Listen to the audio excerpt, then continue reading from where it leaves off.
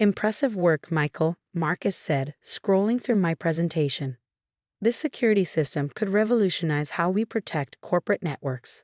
I nodded, masking my pride. 2 years of relentless work had led to this moment. Thank you, sir. The neural network's ability to detect and adapt to emerging cyber threats is entirely unique. We could patent this within months. My name is Michael Chen, and at 32, I had created something that could change the cybersecurity industry forever. An artificial intelligence capable of evolving faster than any hacker, shielding networks in real time without human intervention.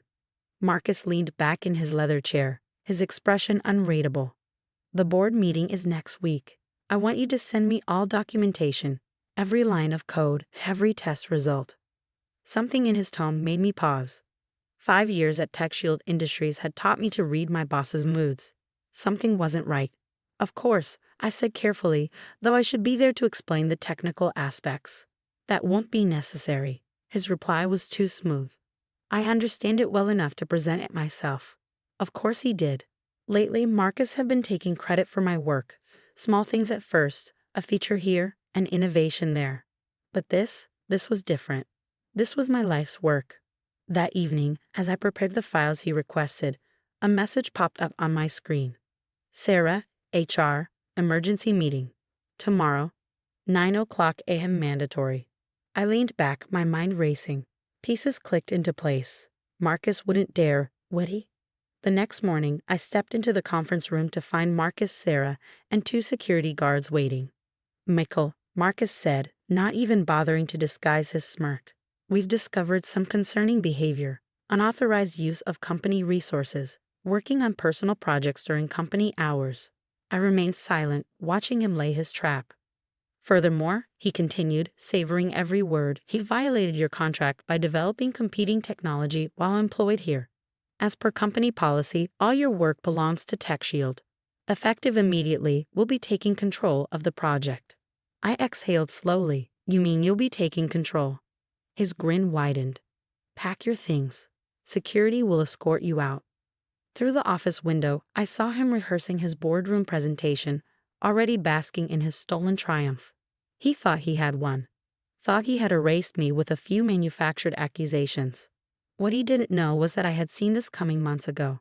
The AI had an undocumented feature, a hidden protocol buried deep in its neural pathways. A trigger set to activate exactly 30 days after deployment. That night, in my apartment, I opened my laptop, accessing the hidden backup server. Every conversation with Marcus, every stolen idea, every manipulated report, and most importantly, every change he had made to my code after stealing it. A message popped up from Tom in it. Tom, he's already modifying the base code, trying to make it look like his work, just like you said he would. I smiled. Marcus was so busy erasing my fingerprints, he didn't realize he was setting off the countdown himself. In 30 days, when the system went live for the board, it would do exactly what it was designed to do, expose every security threat to the company, including the one sitting in the CEO's office. For weeks, I watched from a distance as Marcus prepared to unveil his revolutionary AI system. Tom kept me updated on every change, every attempt to erase my name. He's completely rewriting the documentation. One of Tom's messages read, erasing all traces of you, but he doesn't understand half the architecture. He's making mistakes. Perfect. Every sloppy modification Marcus made only reinforced the hidden protocol I had embedded deep within the system. Like a digital immune response, it would recognize and expose any unauthorized interference, along with the one responsible. 20 days after my firing, I received an unexpected visitor. Sarah from HR stood at my apartment door, glancing over her shoulder before stepping inside. Michael, she said, lowering her voice, I need to tell you something about Marcus. I let her in curious. Sarah had always been his loyal enforcer. What had changed? He's done this before. She perched on the edge of my couch, her fingers gripping a small thumb drive. At his last company, he stole a major project and fired the lead developer. The guy tried to fight back, but she hesitated. The evidence disappeared, just like your personnel files are disappearing now. I kept my face neutral. Why are you telling me this? Because it's wrong, she said simply, and because I found something when I was archiving your files. She handed me the drive. Original project proposals from 2 years ago. Your proposals. Timestamps, signatures, Marcus must have missed them. I turned the device over in my palm, already knowing it would fit perfectly with the evidence I had been gathering. Thank you, Sarah, but aren't you worried about your job? She straightened, smoothing her blazer. Some things are more important than jobs, Michael. Then, after a pause, she added with a small smile. Besides, I already have interviews lined up. What Marcus is doing isn't just unethical. It's illegal. After she left, I checked my hidden server. 10 days until activation. Marcus had scheduled a board presentation for exactly 30 days after my firing. He wanted to establish ownership of the project as quickly as possible. My phone buzzed. Tom again. You need to see this. He's trying to patch in new security protocols, making a mess of the core functions. I logged in remotely through a secure connection Tom had maintained. There it was, Marcus blindly tampering with the AI's fundamental architecture. Every attempt to overwrite my work created new vulnerabilities, new gaps that the system was designed to expose. 7 days before the presentation, I received an unexpected message from Marcus himself. Michael, upon review, perhaps we were hasty in terminating your position. Would you be interested in discussing a consulting role? Limited scope, of course. I smirked. He was getting nervous. Emails appeared on the screen. Marcus taking credit for my work.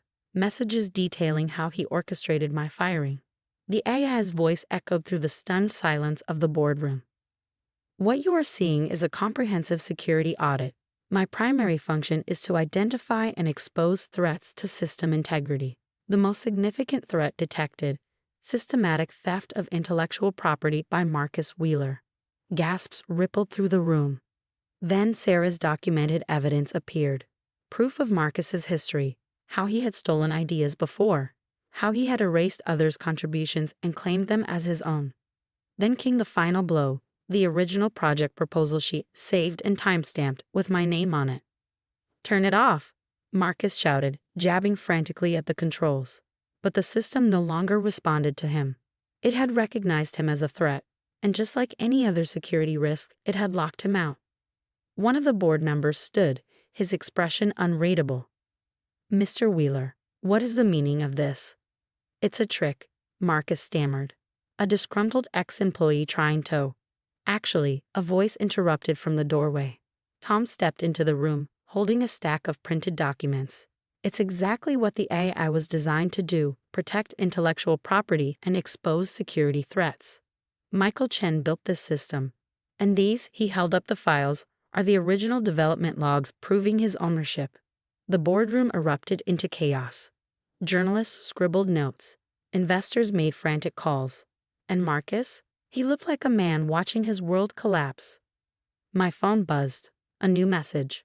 Charles Montgomery, board chairman. Mr. Chen, would you be willing to meet to discuss your AI system? The real one, not the compromised version Mr. Wheeler attempted to present.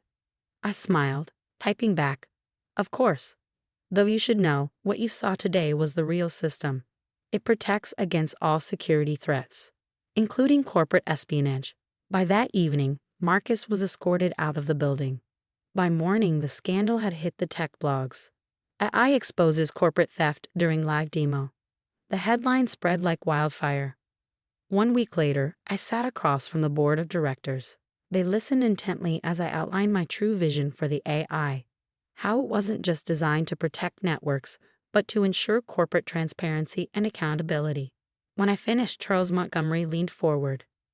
We'd like to offer you a position, Mr. Chen, Chief Technology Officer, full control over your AI's development, and of course, complete patent rights under your name. I accepted, on one condition. Tom would head my development team, and Sarah would lead a new corporate ethics division.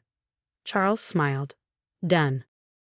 As for Marcus, last I heard, he was facing multiple lawsuits, not just from TechShield, but from his previous companies. The AI hadn't just exposed his theft of my work.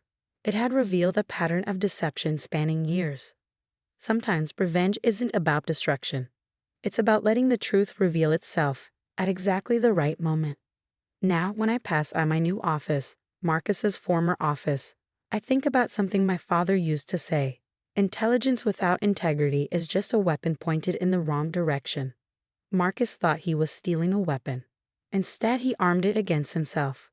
The AI system is now an industry standard. It doesn't just protect against external threats, it stops the internal ones too. And every time it exposes another corporate thief, I remember that moment in the boardroom. Marcus's face when he realized the truth. He spent so much time trying to erase me from my own creation. He never realized that my real signature wasn't in the documentation. It wasn't in the code comments. It was in the heart of the system itself, an unshakable commitment to exposing the truth. Because sometimes the best security system isn't just about protecting data. Sometimes it's about protecting what's right.